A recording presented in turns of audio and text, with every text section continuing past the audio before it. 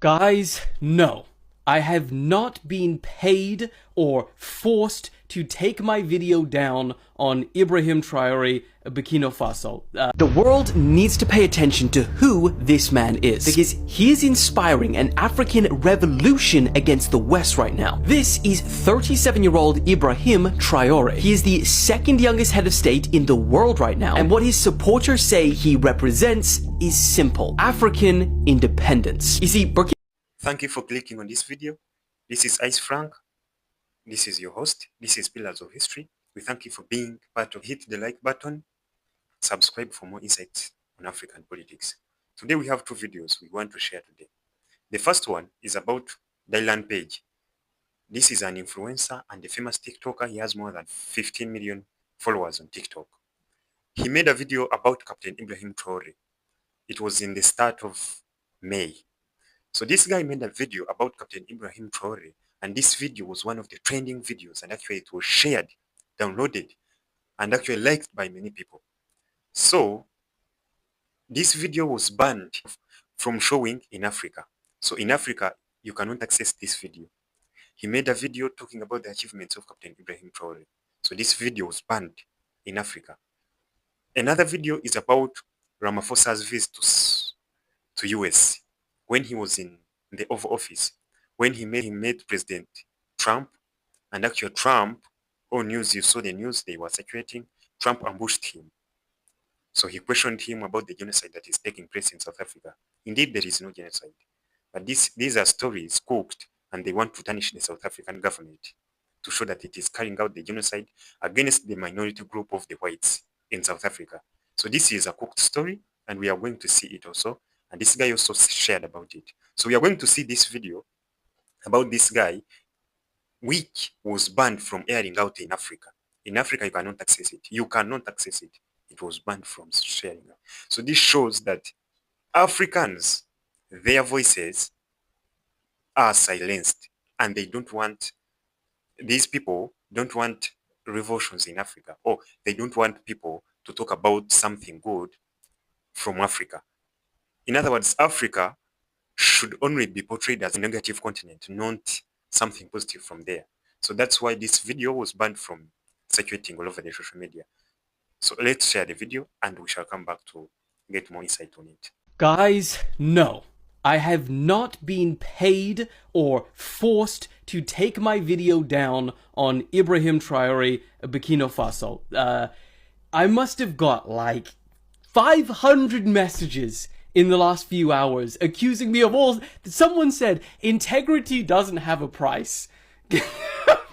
What is this? Look, okay, if you go on my profile, for me it shows up. Here it is right there. It has, however, been stuck on 6 million views for a while, and I probably don't talk about this enough, to be honest with you, but TikTok does this sometimes. They hide the video for certain people and in certain regions and stuff like that. So if it's not showing up on yours, it feels like it's almost normal for me, which is just absurd to even say. But this is just what happens. And it's not even just with this one. There's probably a lot more videos. In fact, I know there's a lot of videos that you guys would have never seen because of this issue, but I haven't just posted that video on TikTok, it's elsewhere, so it's on the internet now, and you know how things are, it'll forever be there, so yeah. The world needs to pay attention to who this man is, because he is inspiring an African revolution against the West right now. This is 37-year-old Ibrahim Traoré. He is the second youngest head of state in the world right now, and what his supporters say he represents is simple: African independence. You see, Burkina Faso is a former French colony, and since he became leader of the country in 2022, he has accused France of neocolonialism, which in other words is when a country is still trying to control the other, but now just through more hush means. So when he seized power, he started to make drastic changes. He ordered the French troops to leave the country. He expelled French diplomats and Western media. He banned the use of British and French colonial-style judicial wigs in efforts to decolonize the country's judicial system. And then he started making major changes. He started cutting ties with foreign companies involved in Burkina Faso's infrastructure development, like roads, bus stations, airports, and then started replacing them with locally equipped and trained workers, and then acquired around 1,000 road building machines for them to use. He started introducing policies to boost local control over food production and processing. He started pushing for greater state control over energy, reducing the dependence on foreign suppliers of electricity. And then, in the clearest statement to the West yet, he started buying back a number of the country's major gold mines previously owned by foreign entities. He called the purchases a reclaiming of national wealth from exploitative foreign ownership. But here's where things get crazy, because what started in Burkina Faso has now become something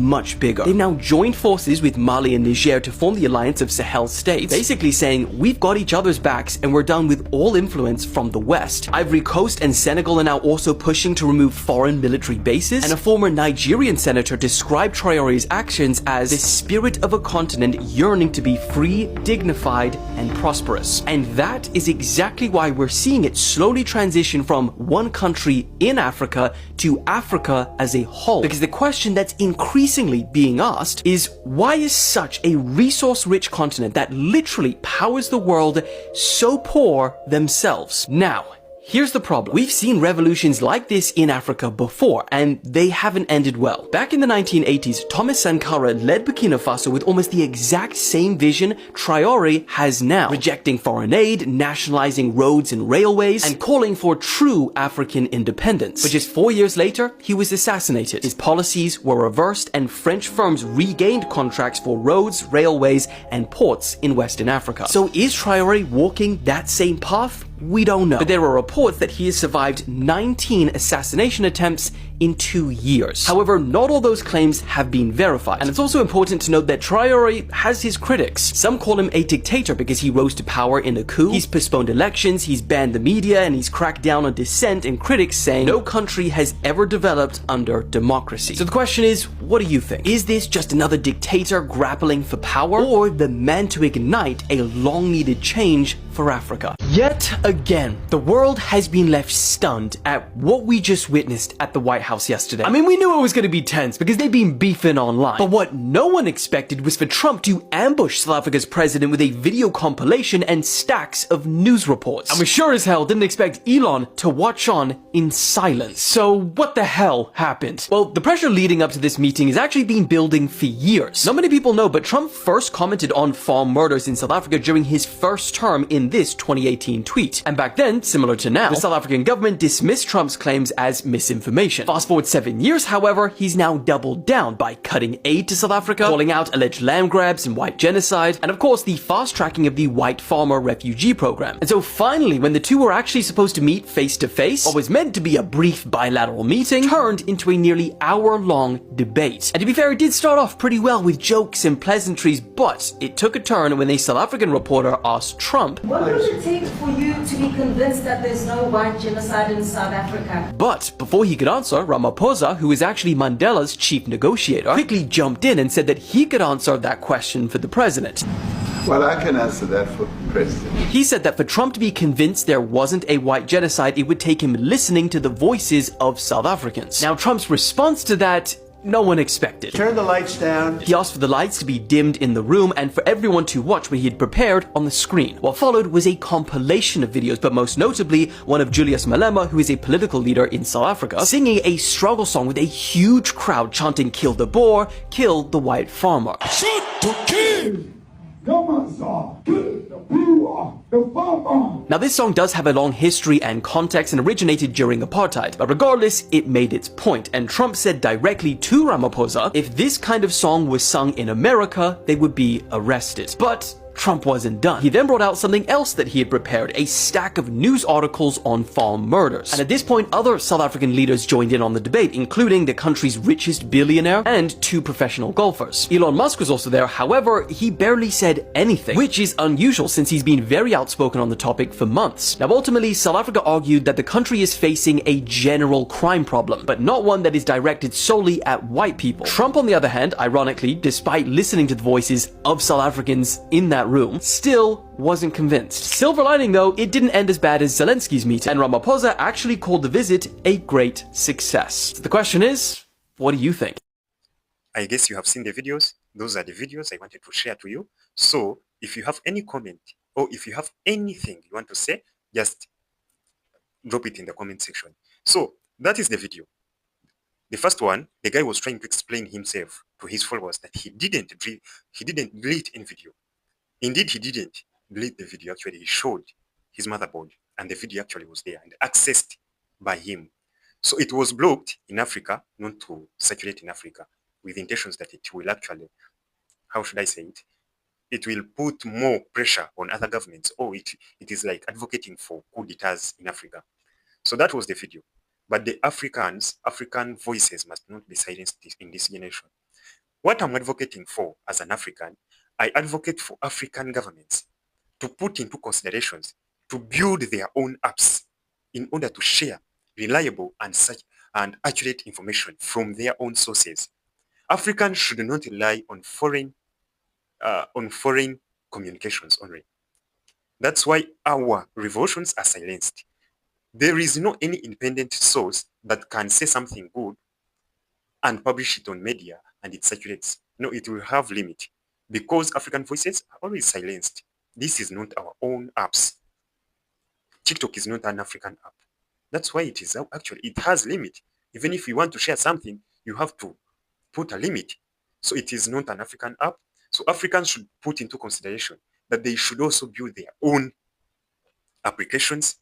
They should also have their own internet servers to avoid restrictions and copyright issues or being banned from airing out a good information on the media. So that's what I'm advocating for as an African. Our African president, I think Captain Ibrahim Traoré is working on that.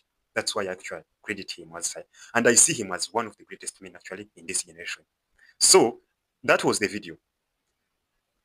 These people are determined to silence Africans by all means. So if you're trying to do something good for Africans, just know that you will do it, but it will not be shown on their media, or on their platforms. But just wait for something, a very small thing like this. Take an example like a terrorist have attacked a village and killed 2 people. Those 2 people would be 200 people. That's how far propaganda is. They don't air out good things. They just air out only negative things because that is how they see Africa. They want to keep us in that, how should I say, in that shape so that they can keep on. They can keep plundering our resources. So this is normal and usual. Another thing, it was South Africa's Ramaphosa. Why did he go to US? My opinion is, I'm asking myself, when will Africans stop begging? When will Africans stop going to Europe or US begging? Why can't we create sustainable economies? Why can't we create our own means that can sustain our populations? We can, but just we lack dedicated leadership. That's why they are fighting by all means to remove Captain Ibrahim Traoré and the leaders in the Sahel. That is Goita and Tiani. Why don't we fight to build our independent economies, independent from these foreign countries that remain, that always put restrictions on us?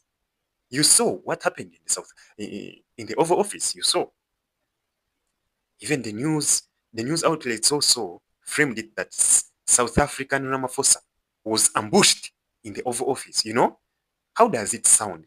When will Africa stop this? When will our sons and daughters, when will our brothers and sisters remain at home and do their own jobs? When will Africa benefit Africans? This is my question actually. When will we benefit ourselves and stop being beggars? We are begging every time. This should not happen actually again. And those leaders who have hope, who are trying to do something, then these puppet leaders also fight them.